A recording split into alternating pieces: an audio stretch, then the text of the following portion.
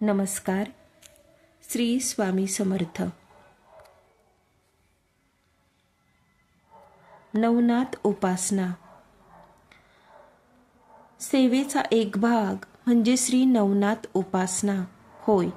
द्वापारांती भगवान श्रीकृष्णांनी कलियुगातील दुःखित पीडित जनतेस पीडामुक्त करण्याची जबाबदारी नवनारायणांना देत वैकुंठागमन केले.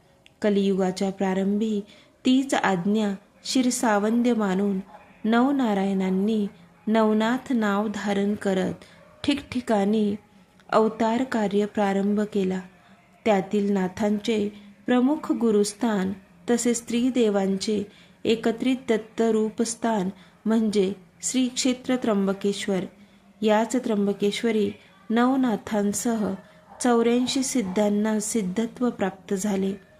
जीवनात येणाऱ्या कसल्याही अतिकठीण संकटावर मात करण्याचे प्रचंड अद्भुत दैवी सामर्थ्य या नवनाथ भक्तिसार ग्रंथात आहे. कारण नवनाथ महाराज म्हणजे देवांचे श्री स्वामी समर्थ महाराजांचे मिलिटरी फोर्स आहेत. खडतर प्रारब्ध असो की प्रखर पितृदोष दोन्हीही समस्यांचं निवारण या ग्रंथाच्या सेवेद्वारे करता येते.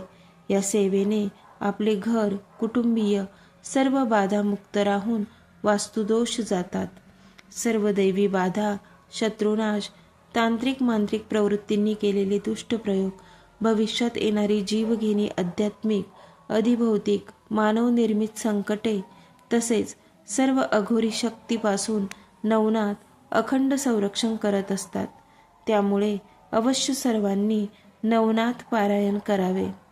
खडतर पितृदोष, बाधा, संकट, पीडा निवारणार्थ या देवदुर्लभ संधीचा लाभ समस्त भाविक नाथ भक्त व सेवेकऱ्यांनी नक्कीच घ्यावा. श्री स्वामी समर्थ.